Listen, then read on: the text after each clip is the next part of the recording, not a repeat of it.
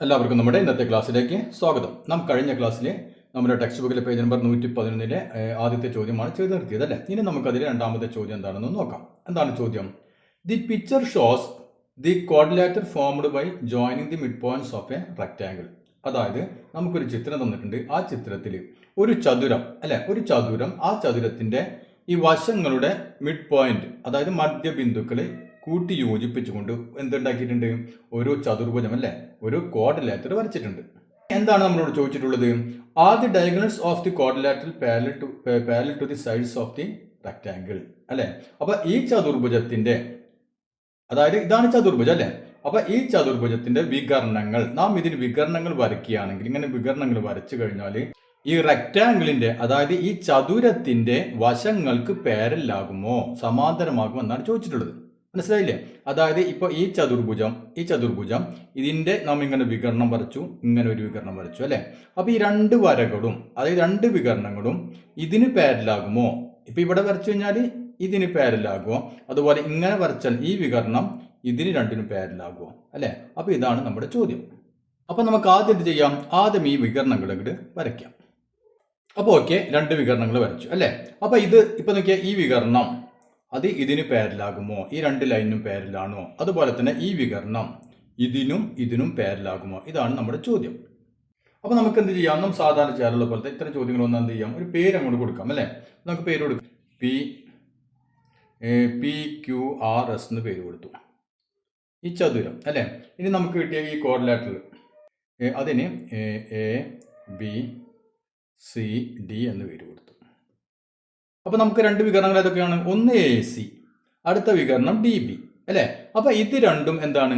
ഈ ക്വാഡ്രിലേറ്ററിന്റെ അല്ലെങ്കിൽ ഈ ചതുർഭുജത്തിന്റെ രണ്ട് വികരണങ്ങളാണ്. പക്ഷെ ഈ എയും സി എന്നും പറയുന്ന പോയിന്റ് നോക്കിയേ. ഈ എ എന്ന് പറയുന്ന പോയിന്റ് എന്താണ്?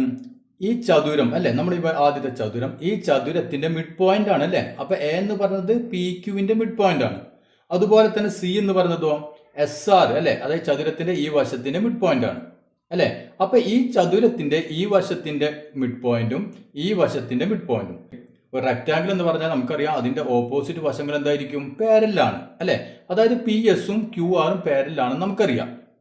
അപ്പൊ അതിന്റെ മിഡ് പോയിന്റുകൾ എടുത്തുകൊണ്ട് നാം ഒരു ലൈൻ വരച്ചാൽ അതെന്തായിരിക്കും? അത് ഉറപ്പായിട്ട് എന്തിന് പാരലായിരിക്കും? ഈ വശങ്ങൾക്ക് പാരലായിരിക്കും അല്ലെ.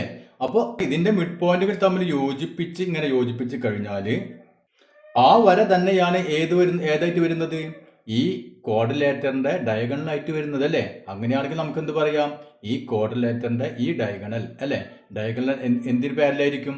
ഈ വശത്തിന് പാരലായിരിക്കും അല്ലെ. ഇനി അതേപോലെ തന്നെ ഈ ഇതെടുത്തു നോക്കിയേ, ഈ QR-ന്റെയും PS-ന്റെയും മിഡ് പോയിന്റ് ആണ് ഇത് അല്ലെ.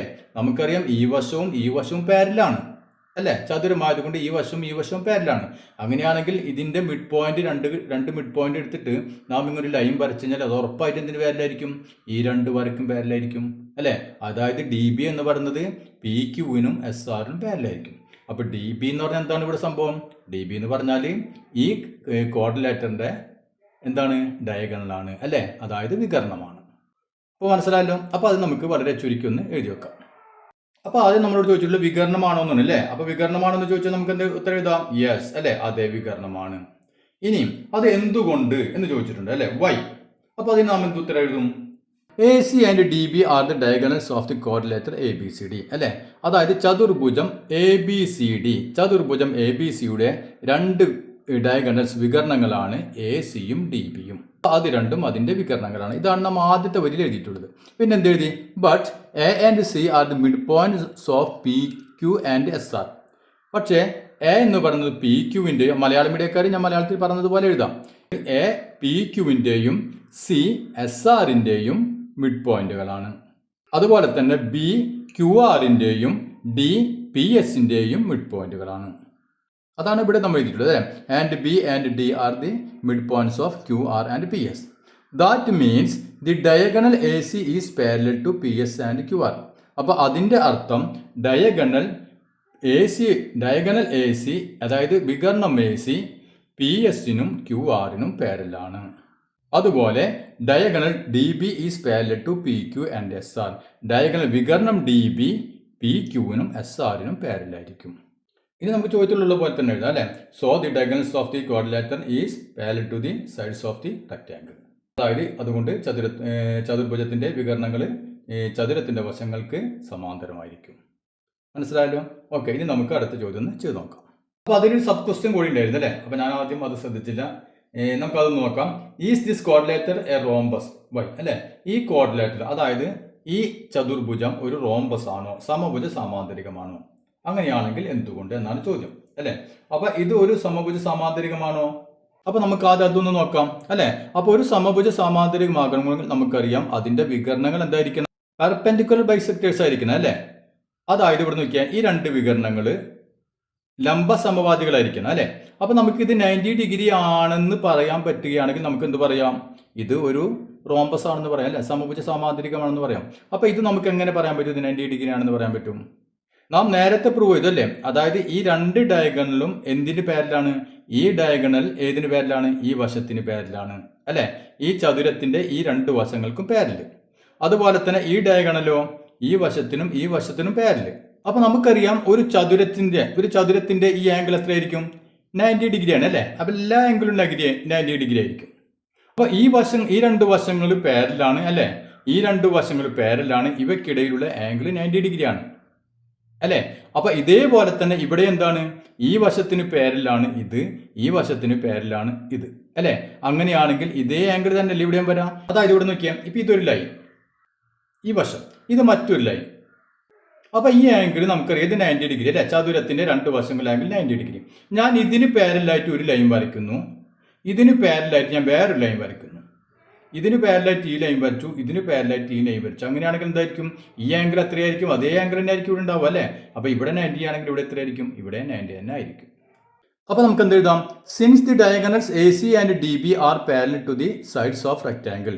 അതായത് ഡയഗണൽ എ സിയും ഡി ബിയും ഏതിന് പാരലാണ്, സൈഡ്സ് ഓഫ് ദി റെക്ടാങ്കിൾ, ഈ റെക്ടാങ്കിളിന്റെ സൈഡുകൾക്ക് പാരലാണ് അല്ലെ. അതുകൊണ്ട് നമുക്ക് എന്ത് പറയാം, ദേ ആർ പെർപെൻഡിക്കുലർ ബൈസെക്ടേഴ്സ്. അതുകൊണ്ട് അവ എന്താണ്, പെർപെൻഡിക്കുലർ ബൈസെക്ടേഴ്സ് ആണ് അല്ലെ. അതായത് ലംബ സമഭാജികളാണ് നാം ഇവിടെ പറഞ്ഞില്ലേ. അപ്പൊ അങ്ങനെ ലംബ സമഭാജികളാണ്. അപ്പൊ നമുക്കറിയാം ലംബ സമഭാജികളായി കഴിഞ്ഞാല്, അതായത് വികരണങ്ങൾ ലംബ സമവാചികളായി കഴിഞ്ഞാൽ എന്തായിരിക്കും, അവ ഒരു റോംബസ് ആയിരിക്കും അല്ലേ. അത് നമ്മൾ പറഞ്ഞിട്ടുള്ളതാണ്. So the quadrilateral is A rhombus. അപ്പൊ മലയാളം മീഡിയക്കാർ എന്ത് എഴുതണം, വികരണങ്ങൾ എ സിയും ഡി ബിയും ചതുരത്തിന്റെ വശങ്ങൾക്ക് സമാന്തരമായതിനാൽ അവ രണ്ടും ലംബ സമഭാജികളാണ്. ആയതിനാൽ ഈ ചതുർഭുജം ഒരു റോംബസ് ആണ്, സമഭുജ സമാന്തരികമാണ്. മനസ്സിലായല്ലോ. ഇനി നമുക്ക് അടുത്ത ചോദ്യം ഒന്ന് ചെയ്തു നോക്കാം. Draw A rhombus with diagonal 6.5 centimetre and 4.5 centimetre അല്ലെ. ഒരു റോംബസ് വരയ്ക്കണം, ഒരു സമഭുജ സമാന്തരികം വരയ്ക്കണം. അതിന്റെ രണ്ട് വികരണങ്ങളുടെ നീളങ്ങൾ നമുക്ക് തന്നിട്ടുണ്ട്, ഒന്ന് 6.5 ഒന്ന് 4.5. അപ്പൊ നമുക്കറിയാം ഈ വികരണങ്ങളുടെ നീളം കിട്ടിക്കഴിഞ്ഞാൽ എങ്ങനെയാണ് റോംബസ് വരയ്ക്കാൻ നമുക്കറിയാം അല്ലെ. അപ്പൊ നമുക്ക് ഇത് വെച്ചൊന്ന് വരച്ചു നോക്കാം. അപ്പൊ ആദ്യം നമുക്ക് റഫായിട്ട് ഞാൻ പറഞ്ഞുതരാം, അതിനുശേഷം നമുക്ക് കൃത്യമായിട്ട് വരയ്ക്കാം. അപ്പൊ ഇവിടെ നമ്മൾ എന്ത് ചെയ്യണം, ഒരു വികരണത്തിന് നീളം 6.5 ആണ് അല്ലെ. അപ്പൊ നമ്മൾ ആദ്യം 6.5 ഇത് ഞാൻ റഫായിട്ട് വരയ്ക്കുന്നു. 6.5 ഒരു ലൈൻ വരച്ചു.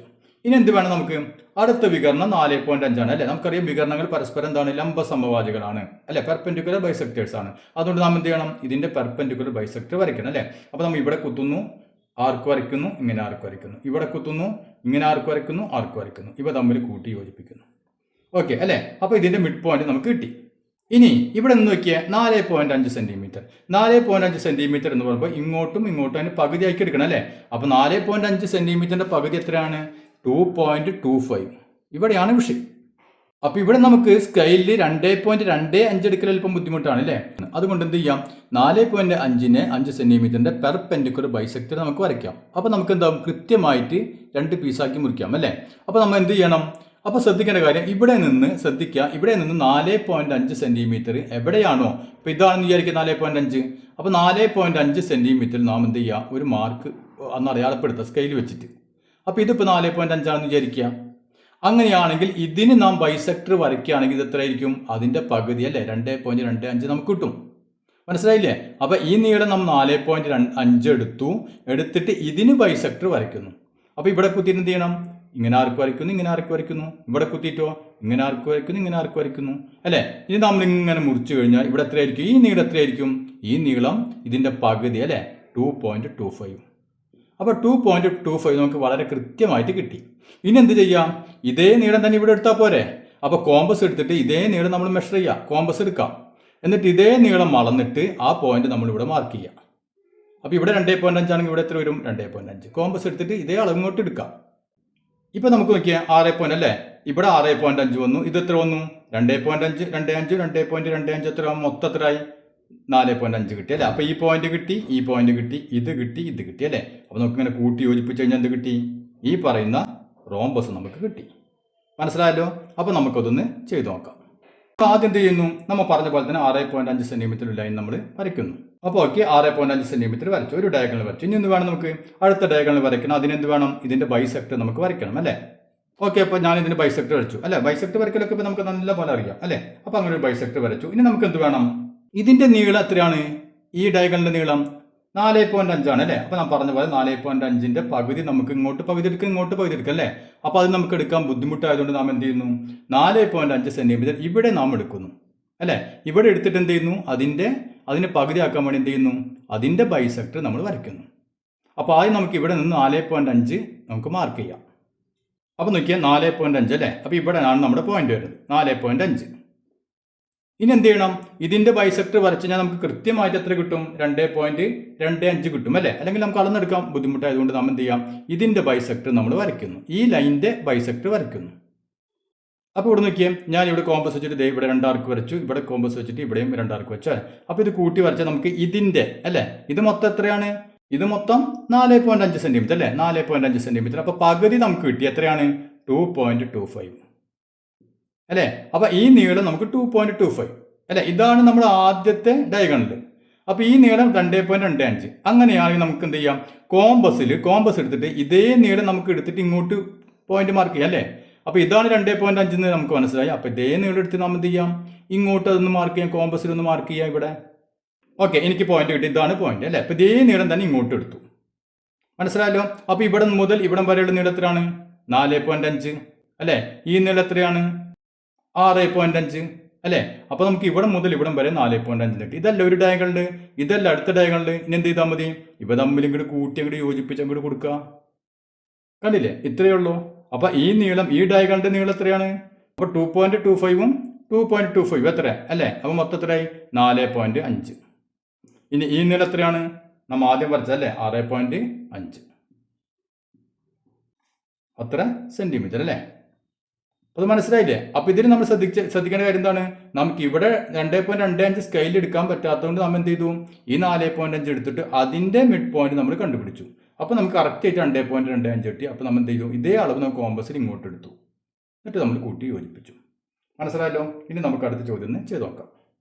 Prove that each diagonal of A rhombus bisects the angle at the vertices it joints. എന്താണ് പറഞ്ഞിട്ടുള്ളത്? ഏത് സമഭുജ സമാന്തരികം എടുത്താലും അതിൻ്റെ ഡയഗണൽസ്, അതിൻ്റെ വികരണങ്ങൾ, അവ യോജിപ്പിക്കുന്ന ഈ 2 മൂലകളുണ്ടല്ലോ, ഈ മൂലകളുടെ ആംഗിളുകൾ എന്ത് ചെയ്യും? ബൈസെക്ട് ചെയ്യാൻ തുല്യമായി ഭാഗിക്കും. അതായത് ഇപ്പോൾ നോക്കിയാൽ എ സി എന്ന് പറഞ്ഞ ഡയഗണൽ അല്ലേ? അപ്പോൾ ഇത് ഈ എ എന്ന് പറഞ്ഞ വലിയ ആംഗിളിന് തുല്യമായി, ഇതിപ്പോൾ 60 ഡിഗ്രി ആണെങ്കിൽ ഇത് 30 ഉണ്ടായിരിക്കും. മനസ്സിലായല്ലോ? അപ്പോൾ തുല്യമായിട്ടായിരിക്കും ഭാഗിക്കുക. അതുപോലെ ഇത് ഈ ആംഗിൾ ഈക്വൽ ആയിരിക്കും, ഈ ആംഗിളും ഈക്വൽ ആയിരിക്കും. ഇതാണ് നമ്മൾ പ്രൂവ് ചെയ്യേണ്ടത്. അപ്പോൾ ഇവിടെ നോക്കിയാൽ ഞാനൊരു പേര് കൊടുത്തു, ABC എന്ന് കൊടുത്തു. നമുക്ക് ഈ പോയിന്റിന് നമുക്ക് O എന്ന് കൊടുത്തു, O. അപ്പോൾ ഇവിടെ നമുക്കിത് പ്രൂവ് ചെയ്യാൻ ഏറ്റവും എളുപ്പമുള്ള മാർഗം എന്താണെന്ന് നോക്കിയാൽ, ഈ പിക്ചർ കാണുമ്പോൾ തന്നെ അറിയാം, നമുക്കറിയാം അല്ലേ? ഇത് എന്താണ്? റോംബസ് ആണ്. അതുകൊണ്ട് ഈ 4 ആംഗിൾ ഈക്വൽ ആണ് അല്ലേ? ഇത് 90 ഡിഗ്രി വെച്ചായിരിക്കും. ഓക്കെ, നമ്മളിതിൽ ഏതെങ്കിലും 2 ട്രയാങ്കിൾ എടുക്കാം. ഇപ്പോൾ ഈ ട്രയാങ്കിൾ എടുത്ത് വിചാരിക്കാം. ഈ ട്രയാങ്കിൾ എടുത്തു കഴിഞ്ഞാൽ നോക്കിയാൽ ഈ വശവും ഈക്വൽ ആണ് അല്ലേ? അതായത് എന്താണ് കാരണം?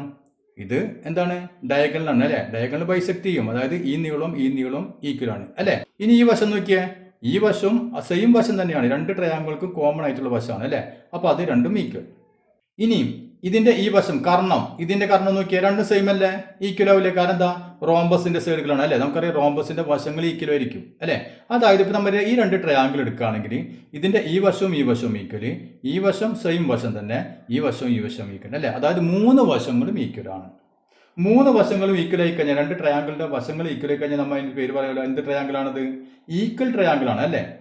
അങ്ങനെയാണെങ്കിൽ നമുക്കറിയാം അവയ്ക്ക് തുല്യമായ വശങ്ങളുടെ ഓപ്പോസിറ്റുള്ള ആംഗിളുകൾ ഈക്വൽ ആയിരിക്കും അല്ലേ? അപ്പോൾ ഈ വശത്തിന് തുല്യമാണ് ഈ വശം. അപ്പോൾ ഈ വശത്തിന് ഓപ്പോസിറ്റുള്ള ആംഗിൾ ഇത്, ഈ വശത്തിന് ഓപ്പോസിറ്റുള്ള ആംഗിൾ ഇത്, അല്ലേ? അപ്പോൾ രണ്ടും എന്തായിരിക്കും? സെയിം ആയിരിക്കും.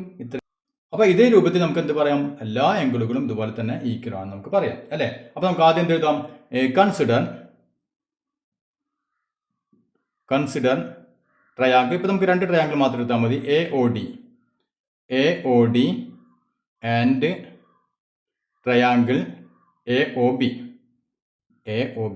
ഈ രണ്ട് ട്രയാങ്കിൾ നമ്മൾ എടുത്തു. അങ്ങനെയാണ് നമുക്കറിയാം ഏതൊക്കെ? ADയും ABയും ഈക്വൽ ആണ്, അല്ലേ? AD equal to AB. ADയും ABയും ഈക്വൽ ആണ്. എന്താണ് കാരണം? അത് രണ്ടും റോംബസിന്റെ സൈഡുകളാണ്, അല്ലേ? അപ്പോൾ അത് എഴുതാം നമുക്ക് സൈഡ്സ് ഓഫ് എ റോംബസ്. അതായത് സമഭുജ സമാന്തരികത്തിന്റെ വശങ്ങളാണ് ഇത് രണ്ടും. അപ്പോൾ അത് രണ്ടും ഈക്വൽ, അല്ലേ? ഇനി നമുക്ക് എന്ത് എഴുതാം? DO ഈക്വൽ ടു BO, അല്ലെങ്കിൽ OD ഈക്വൽ ടു OB, അല്ലേ? എങ്ങനെ വേണമെങ്കിൽ എഴുതാം. OD equal to OB. Okay, അതിനെന്താണ് കാരണം? ഡയഗണൽ, അല്ലേ? വികരണങ്ങൾ പരസ്പരം സമഭാഗം ചെയ്യും. ഡയഗണൽസ്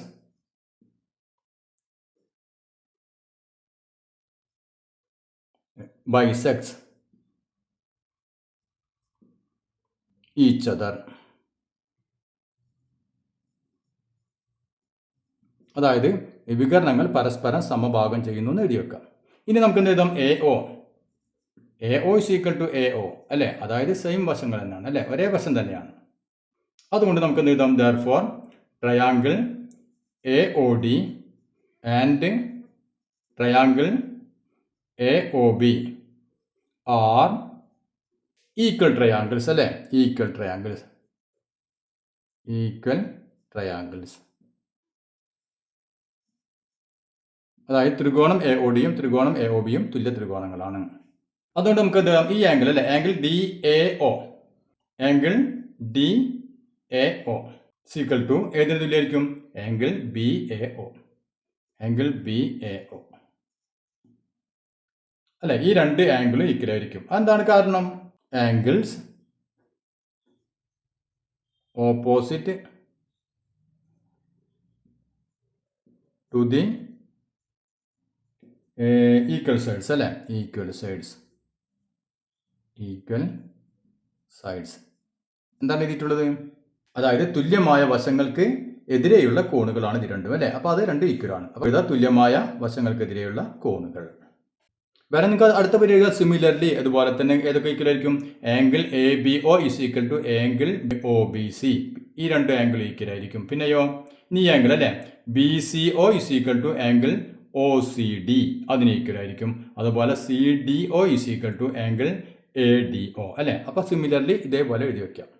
അപ്പോൾ ഇനി നമുക്ക് അഞ്ചാമത്തെ ചോദ്യം ചെയ്ത് നോക്കാം. അപ്പോൾ ഇതാണ് നമ്മുടെ അഞ്ചാമത്തെ ചോദ്യം, അല്ലേ? ഈ ഫിഗർ നമ്മൾ വരയ്ക്കണം. നമുക്ക് ഇത്തരം ഫിഗറുകൾ വരയ്ക്കണമെങ്കിൽ നോക്കി ആദ്യം എന്ത് നോക്കണം? അതായത് നമുക്ക് ഇവിടെ തുല്യമായിട്ടുള്ള 3 റോംബസുകൾ, അല്ലേ? റോംബസുകൾ ഇവിടെ നോക്കിയാൽ ഇവിടെ 3 എണ്ണം തുല്യമാണ്, അല്ലേ? തുല്യ അളവിലുള്ളതാണ്. അപ്പോൾ നമുക്ക് എന്ത് ചെയ്യാം? ഇതൊരു സ്ട്രെയിറ്റ് ലൈൻ ആണെന്ന് വിചാരിക്കുക. അങ്ങനെയാണെന്ന് നോക്കിയാൽ ഇതേ നീളം തന്നെയാണ് ഇവിടെ, അല്ലേ? ഇതേ നീളം തന്നെയാണ് ഇവിടെ. അപ്പോൾ നമുക്ക് എന്ത് ചെയ്യാം? നമുക്കിപ്പോൾ ഇവിടെ ഇത് മുതൽ ഇതുവരെയുള്ള നീളം ഇപ്പോൾ ഒരു 2 സെൻറ്റിമീറ്റർ ആണെന്ന് വിചാരിക്കുക. അപ്പോൾ നമ്മൾ 2 സെൻറ്റിമീറ്റർ എടുത്തു കഴിഞ്ഞാൽ നമുക്ക് ഇതേ രൂപത്തിലുള്ളൊരു പിക്ചറായിരിക്കും കിട്ടുക. കുറച്ചും കൂടി വലുതെടുക്കണമെങ്കിൽ എന്ത് വേണം? ഈ 2ന് പകരം നമ്മളൊരു 4 സെൻറ്റിമീറ്ററോ 3 സെൻറ്റിമീറ്റർ എടുക്കുക. അപ്പോൾ ഇപ്പോഴേക്ക് ഈ അകലം 3 അല്ലെങ്കിൽ 4 എടുക്കുകയാണെങ്കിൽ ഇവിടെയും 4, അല്ലേ? അപ്പോൾ 4, 4, 4. അപ്പോൾ എത്ര വന്നു? 4, 4, 8, 4, 12, അല്ലേ? അപ്പോൾ നമ്മൾ ആദ്യം എന്ത് ചെയ്യുക? 12 സെൻറ്റിമീറ്റർ ഒരു ലൈൻ ഇങ്ങനെ വരയ്ക്കുക. 12 സെൻറ്റിമീറ്റർ 12 എടുക്കണമെങ്കിൽ 12 എടുക്കാം. അതല്ലെങ്കിലോ 6 എടുക്കേണ്ടവർ 6 എടുക്കാം. 2 സെൻറ്റിമീറ്റർ വെച്ചിട്ട് 6 എടുക്കാം. മനസ്സിലായില്ലേ? അപ്പോൾ ഞാൻ അല്പം കൂടി വലിയ ഫിഗർ വരയ്ക്കാൻ പോകുന്നത് എന്നാലും നിങ്ങൾക്ക് കാണുള്ളൂ കൃത്യമായിട്ട്. അപ്പോൾ ഞാൻ എന്ത് ചെയ്യുന്നു? ഞാനിവിടെ 4 സെൻറ്റിമീറ്റർ, ഇത് 4. അപ്പം ആദ്യം ഞാൻ മൊത്തം 12 സെൻറ്റിമീറ്ററിൽ ആദ്യം ഒരു ലൈൻ ഞാൻ വരയ്ക്കുന്നു. അപ്പോൾ ഞാനിവിടെ നോക്കിയാൽ 12 സെൻറ്റിമീറ്ററിലാണ് ഈ ലൈൻ വരയ്ക്കുന്നത്. 12 സെൻറ്റിമീറ്റർ. ഓക്കെ, എന്നിട്ട് എന്ത് ചെയ്തു? 4, 4, 4, അല്ലേ? അപ്പം 4 സെൻറ്റിമീറ്റർ വെച്ചിട്ട് ഞാൻ അതേ മാർക്ക് ചെയ്തു. 4, 4, 8, 4 സെൻറ്റിമീറ്റർ വെച്ച് ഞാൻ മാർക്ക് ചെയ്തു. ഇത് കണ്ടല്ലോ. ഇനി ഇങ്ങോട്ട് നോക്കിയാൽ അപ്പോൾ ഇത് നമ്മൾ വരച്ചു.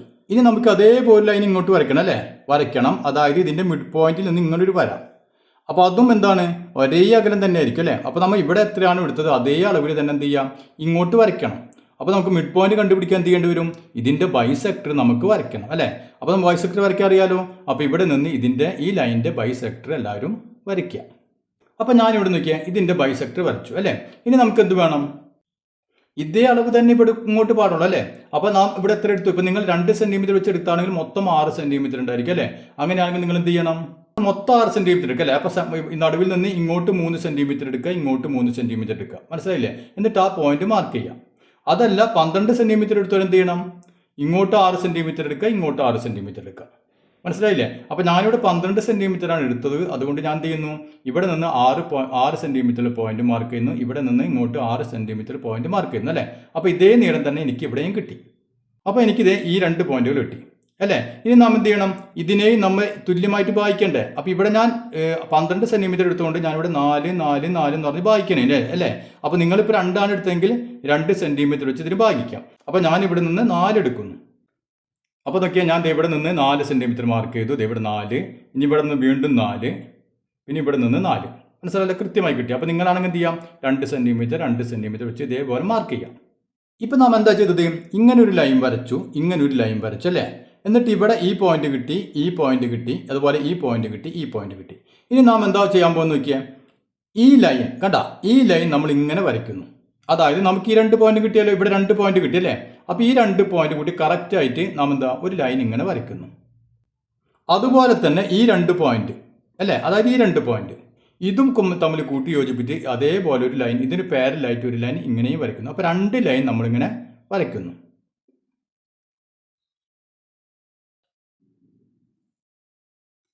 അപ്പോൾ അത് വരച്ചത് കണ്ടല്ലോ. ഓക്കെ, ഇനി എന്ത് വേണം നമുക്ക്? ഈ 2 പോയിന്റ് നമുക്ക് കിട്ടിയിട്ടുണ്ടല്ലോ അല്ലേ? അതായത് നമ്മൾ ആദ്യം മാർക്ക് ചെയ്ത് ഈ 2 പോയിന്റ്, ഇവിടെ 2 പോയിന്റ്. അപ്പോൾ ഇതേപോലെ തന്നെ ഈ 2 പോയിന്റുകൾ തമ്മിൽ കൂട്ടി യോജിപ്പിച്ച് ഇങ്ങനെ 2 ലൈൻ വരയ്ക്കുന്നു. അതായത് ഈ ലൈനും ഈ ലൈനും നമ്മൾ വരയ്ക്കുന്നു.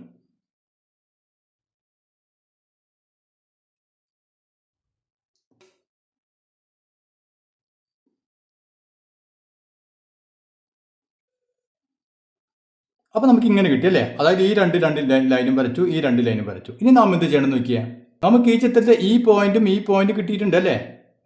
അതായത് നോക്കിയാൽ ഇവിടെ മുതൽ ഇതാണ് നമ്മുടെ ഒരു പോയിന്റ് അല്ലേ? ഇതാണ് നമ്മുടെ ഈ വശത്തിന് ഈ പോയിന്റ് ഇതാണ് നമുക്ക് വേണ്ട 2 പോയിന്റുകൾ. അപ്പോൾ എന്ത് ചെയ്യാം? ഇതും തമ്മിൽ അങ്ങോട്ട് കൂട്ടി യോജിപ്പിച്ച് കൊടുക്കുക. അപ്പോൾ കൂട്ടി യോജിപ്പിക്കുമ്പോൾ ഈ ഭാഗം ഒഴിവാക്കുക. മനസ്സിലായ? അല്ലെങ്കിൽ കൂട്ടി യോജിപ്പിച്ചോളൂ, പക്ഷേ എന്ത് ചെയ്യണം? ആ ഭാഗം പിന്നീട് നമുക്ക് മായ്ച്ചു കളയണം. അതല്ലെങ്കിൽ നമുക്ക് ഈ ഭാഗം ഒഴിവാക്കിയിട്ട് ഇങ്ങനെ യോജിപ്പിക്കുക, ഇത് മാത്രം യോജിപ്പിക്കുക. അപ്പോൾ കണ്ടില്ലേ, ഞാൻ ഈ ഭാഗം ഒഴിവാക്കിയിട്ട് ഇത് മാത്രം യോജിപ്പിച്ച്, നിങ്ങൾക്ക് വേണം കൂട്ടി യോജിപ്പിക്കാം. എന്നിട്ട് എന്ത് ചെയ്യാം? ഈ ഭാഗം അവസാനം നമുക്ക് മായ്ച്ചു കളഞ്ഞാൽ മതി. മനസ്സിലായില്ലേ? ഇനി അതുപോലെ നമ്മൾ എന്ത് ചെയ്യാം? ഈ പോയിന്റ് നമുക്കറിയാം, ഇതാണ് ഒരു പോയിന്റ്, ഇതാണ് അടുത്ത പോയിന്റ് അല്ലേ?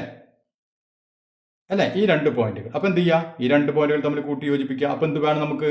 ഈ നടുഭാഗം ഒഴിവാക്കിയിടണം അല്ലേ? ഇവിടെ ഒഴിവാക്കിയിടണം.